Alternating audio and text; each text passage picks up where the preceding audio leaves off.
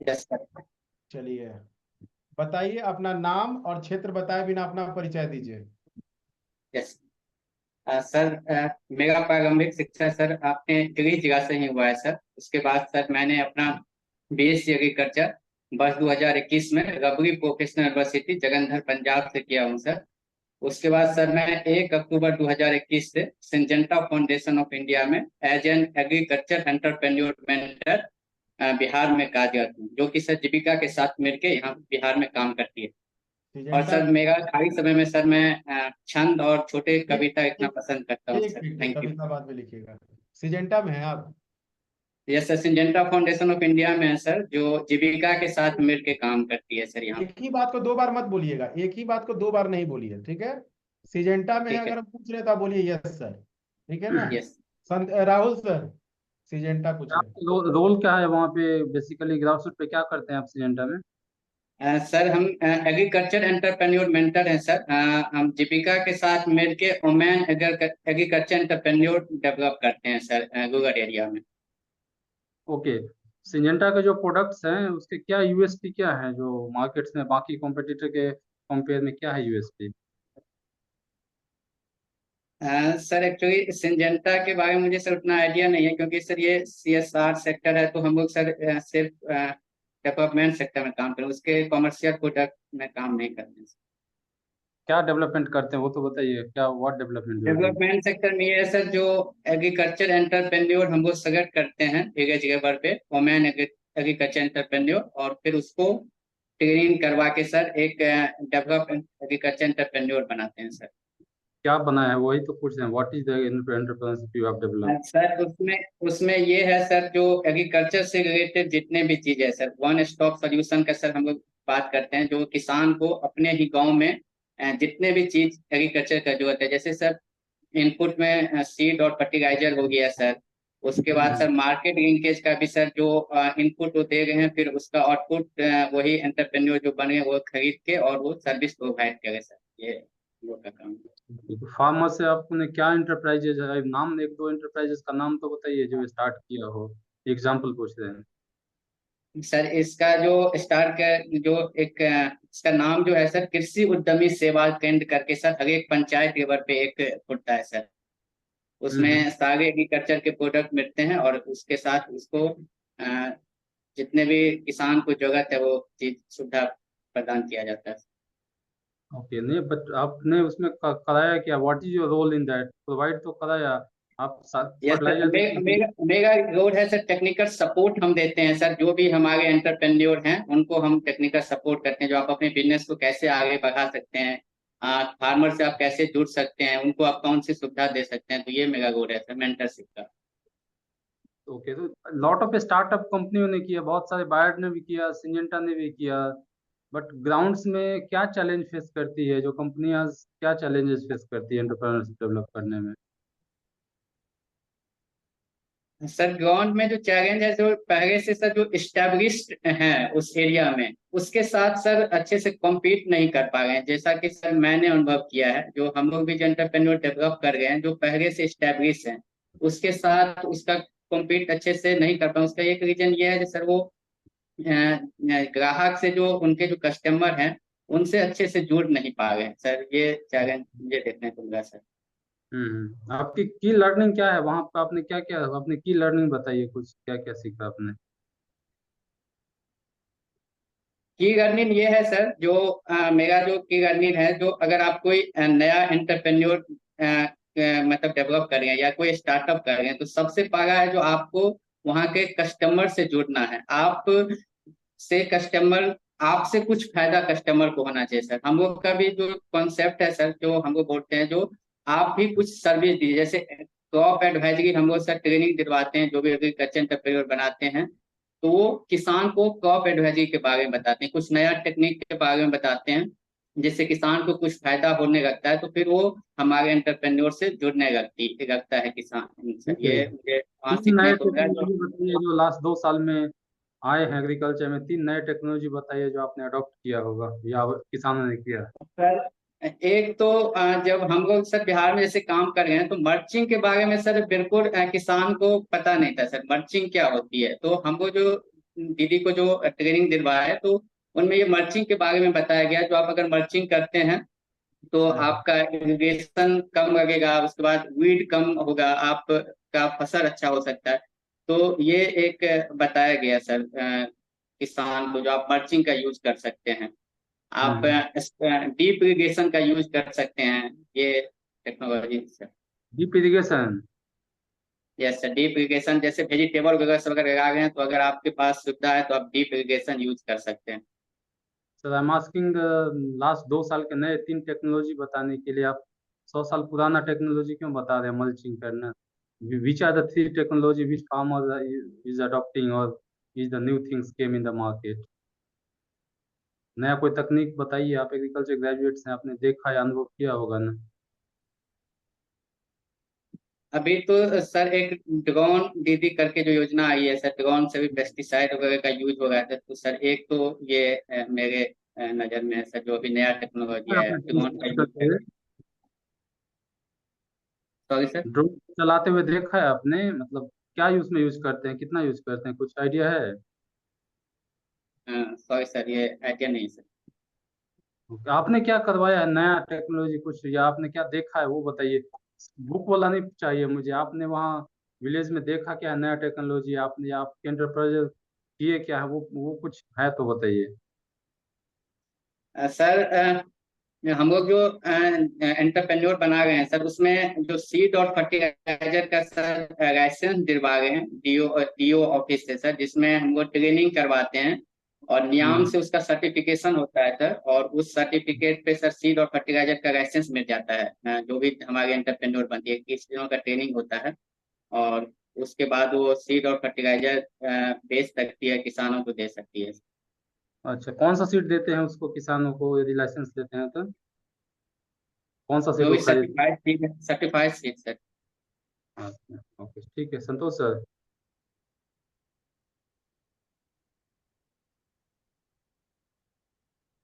या have done. Unmute कर लीजिए संतोष सर, अनम्यूट। हाँ हाँ, मैं ये पूछ रहा था बिहार में कौन से जिला में कर रहे हैं काम? सर बेगूसराय जिला में कर रहे हैं। तो बेगूसराय में जीविका के साथ कर रहे हैं। Yes sir. तो अभी कितने दीदियों को आपने इंटरप्रेन्योर बनाया है? नंबर ऑफ दीदीज बताइए कि कितने दीदीज को आप 150। एसएचजी ग्रुप को काम कर रहे होंगे, ग्रुप के साथ काम कर रहे होंगे?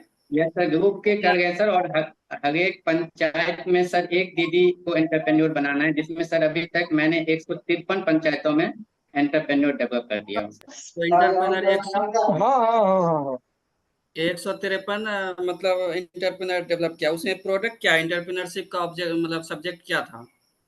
सब्जेक्ट ये है सभी सर को एक। सभी को या फर्टिलाइजर लाइसेंस दिलवा दिए हैं कि और कुछ करवाए हैं? क्या सर करवाया आपका सक्सेस स्टोरी?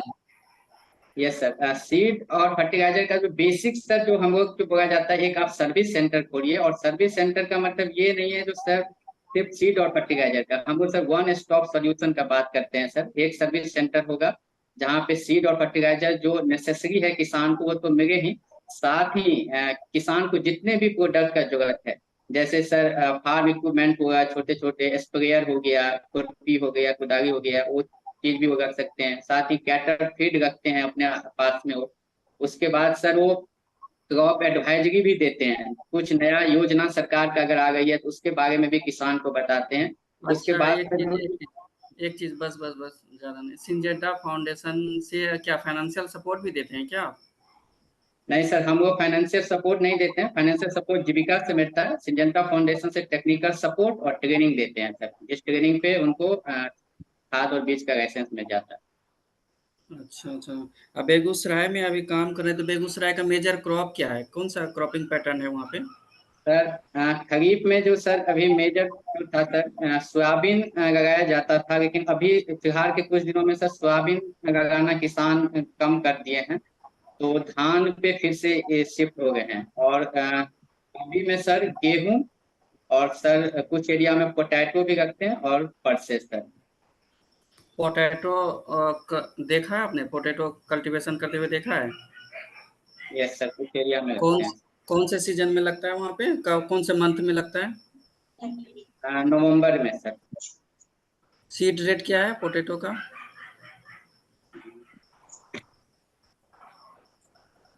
सीड रेट क्या है? Exact seed sorry rate sir, seed rate exact कोई सॉरी डिजीज सर, बता दीजिए सीड रेट एग्जैक्ट कोई डिजीज बता दीजिए, पोटैटो में कौन सा मेजर डिजीज है? Red blight of potato sir. क्या क्या बोल रहे हैं फिर रेड से? Blight of potato. Late blight red of potato. Blight of potato. ठीक है, लेड ब्लाइट ऑफ पोटैटो कौन क्या होता है, काउजल ऑर्गेनिज्म क्या होता है, और इसको कंट्रोल कैसे करेंगे? सर फाइटोपैथेरा इन्फेस्टांस इसके कॉजेट ऑर्गेनिज्म है सर। ठीक है, ओके। Control measure? सर मोन्टोजेब का सर स्प्रे कर सकते हैं मोन्टोजेब। ओके, अच्छा। क्रॉपिंग इंटेंसिटी क्या है, और इंडिया का क्रॉपिंग इंटेंसिटी अप्रोक्स कितना है? सर इंडिया का क्रॉपिंग इंटेंसिटी 142 है सर। और क्रॉपिंग इंटेंसिटी ये है सर, एक रैंड जो आपका रैंड है सर, उसमें आप एक साल में कितना उसका यूज कर रहे हैं सर, वो क्रॉप इंटेंसिटी इसका पर ईयर। फॉर्मूला क्या होता है? फॉर्मूला क्या होता है इसका? कैसे निकालेंगे cropping intensity? Total total area wise sir, total area wise sir, gross cultivated area संभवतः सर। श्योर? संभवतः सर, ये हम श्योर नहीं है। तो जब आप ये 142 बता रहे हैं, परसेंटेज में बता रहे हैं कि क्या है वो, फिगर नंबर्स है कि परसेंटेज है वो? क्या सर? जो 142 आपने बताया क्रॉपिंग इंटेंसिटी, वो परसेंटेज में है कि नंबर्स में है, क्या है? परसेंटेज में 142 परसेंटेज में। तो फॉर्मूला भी परसेंटेज में बताइएगा ना कि वो अरे P/Q बताइएगा, उसमें 100 भी मल्टीप्लाई होगा ना। Yes sir, thank you. ठीक है। अच्छा, एक चीज और बताइए मुझे, सोरगम सिकनेस क्या है? सोरगम क्रॉप होता है, उसमें सोरगम सिकनेस होता है, क्या होता है वो? सॉरी सर, मैं रिकॉल नहीं कर पा रहा सर। नहीं पढ़ा, ठीक है। एक चीज और बताइए, पेस्ट एंड डिजीज में क्या अंतर है? पेस्ट एंड इंसेक्ट में क्या अंतर है? सर जितने भी डिजीज क्रिएट करते हैं सर, जो डिजीज के और नहीं, मैं कॉजियर क्वेश्चन पहले ऑर्गेनिज्म है उसको हम क्वेश्चन क्वेश्चंस एक बार और क्लियर करिए। पेस्ट एंड इंसेक्ट्स में क्या अंतर है? पेस्ट एंड इंसेक्ट्स में पूछ रहा हूँ, डिजीज नहीं पूछ रहा हूँ। पेस्ट एंड इंसेक्ट्स में क्या अंतर है? यस सर, पेस्ट तो ये हुआ सर जो डिजीज क्रिएट करते हैं उसको एक मिनट सर, पेस्ट वो हुआ जो सर इकोनॉमिकल लॉस करे सर, उसको हम लोग पेस्ट कहेंगे। और जिसमें बहुत सारे चीज आ सकते हैं सर, ऑर्गेनिज्म हो गए सर, और हो गए, और इंसेक्ट इंसेक्ट सर। इंसेक्ट भी तो लॉस करता है। तो इंसेक्ट सर इंडिविजुअल हो गया सर, उसमें पेस्ट में सारे आ जाएंगे, जितने भी इकोनॉमिकल लॉस करते हैं वो सारे पेस्ट हो जाएंगे, जहाँ तक सर मैं समझ पा रहा हूँ। अच्छा, ठीक है। लास्ट क्वेश्चन बताइए, ईटीएल क्या होता है? इकोनॉमिक थ्रेशोल्ड लेवल क्या होता है? वो एक बाउंड्री है सर, जहाँ पे हमको मैनेजमेंट प्रैक्टिस शुरू कर देना चाहिए सर, EIL? डिजीज के। EIL? इकोनॉमिक इंजरी लेवल होता है सर। क्या होता है? Sorry sir. खैर, आनंद सर, हमारे स्तर से हो गया। क्रॉप रेसिड्यू मैनेजमेंट जानते हैं? Yes sir. तो उसका बेनिफिट बताइए तो क्या क्या है, क्रॉप रेसिड्यू मैनेजमेंट में क्या क्या बेनिफिट होगा? सर एक तो क्रॉप के रेसिड्यू मैनेजमेंट के अंदर सॉइल फर्टिलिटी सर इंक्रीज होता है सर, उसमें अगर हम उसको बर्न नहीं करते हैं, उसका अगर मैनेजमेंट करते हैं। बेनिफिट बताना है आपको, मैनेजमेंट नहीं बताना, बेनिफिट बताना है। तो बेनिफिट में है sir, soil fertility sir increase करेगा। और एक ही बेनिफिट है, अगला बेनिफिट बताइए। और उसके बाद सर जो हम लोग अपने इन्वायरमेंट को भी प्रोटेक्ट कर सकते हैं, सस्टेनेबल एग्रीकल्चर में वो सब हेल्प करेगा सर। हम्म इन्वायरमेंटल बेनिफिट में आ गया। आगे आगे बताइए। सस्टेनेबल एग्रीकल्चर में सर वो हेल्प करेगा सर। हाँ हाँ वो हो गया, और बताइए। अभी सर मैं इतना ही ओके, समझ पा रहा अच्छा ये बताइए, what is the importance of critical period of weed control? हूँ। Sorry sir. What is the importance of critical period of weed control? Critical period of weed control. हाँ, उसका इम्पोर्टेंस क्या है? वीट कंट्रोल का सर। क्रिटिकल पीरियड में, critical period of weed control. Yes sir. Weed sir weed का control हाँ, अगर हम करते हैं सर तो उसका जो लॉस होने वाला है सर वीट से वो हम लोग बच सकते हैं सर। और उसका बाद में अगर हमको जितना उसका लेवल लगेगा सर, अगर उस टाइम क्रिटिकल पीरियड में अगर हम उसका कंट्रोल कर गए तो हम लेवल से बच सकते हैं। और उसका सर हमारा इनपुट कॉस्ट भी कम होगा सर, और हम उसको हमारा एड भी सर बढ़ेगा। अच्छा सब्जी का उत्पादन वर्ष 2022-23 में कितना हुआ है बिहार में? सॉरी सर, डाटा सर मुझे रिकॉर्ड नहीं कर पा रहा। मिल्क का? Sorry sir. अच्छा बिहार में आप बिहार का एक्सट्रीम इरिगेशन पोटेंशियल कितना है? कौन सा इरिगेशन सर? बिहार का एक्सट्रीम इरिगेशन पोटेंशियल कितने लाख हेक्टेयर है? चरम सिंचाई क्षमता।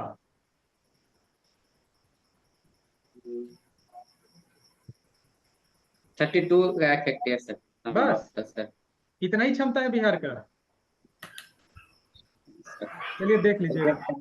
डाटा अभी सर पता नहीं। ओके, अच्छा एक last question, what are the main factor to ठीक, नोट करना है कंसीडर इसका। When selecting an irrigation system? Sir sorry sir, एक बार समझ नहीं पाया सर। अगर हम क्रॉपिंग इरिगेशन सिस्टम को सेलेक्ट करते हैं तो उसमें मेन फैक्टर क्या, मेन फैक्टर को हम कंसीडर करेंगे, कौन कौन से मेन फैक्टर को कंसीडर करेंगे इरिगेशन सिस्टम को सेलेक्ट करते समय? एक तो सर है जो सॉइल का टोपोग्राफी देखेंगे सर। इरिगेशन का सिस्टम को अगर हम लोग सेलेक्ट कर रहे हैं तो सॉइल किस तरह का है, वो तो टाइप तो होगा, यह सर। टोपोग्राफी थोड़ी होगी। और उसके बाद सर एबिलिटी ऑफ वाटर वहां पे देखेंगे सर, किस तरह का एबिलिटी है वाटर का। और उसके बाद सर टाइप ऑफ क्रॉप देखेंगे, जो कौन सा क्रॉप है सर, उसको कितने वाटर का जरूरत है, ये भी सर हम लोग देखेंगे। और इतना ही सर अभी तो पता है। अच्छा व्हाट इज इरिगेशन? इरिगेशन क्या, उसका डेफिनेशन दीजिए।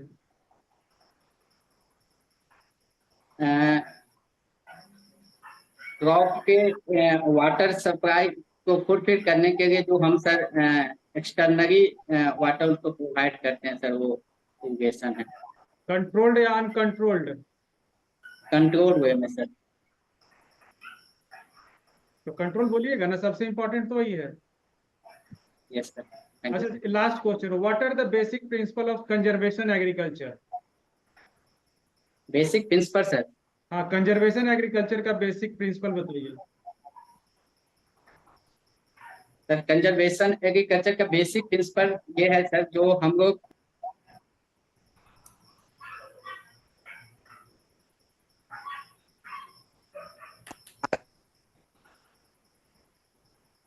कल्चर का प्रैक्टिस, मतलब आगे फ्यूचर का यूज को देखते हुए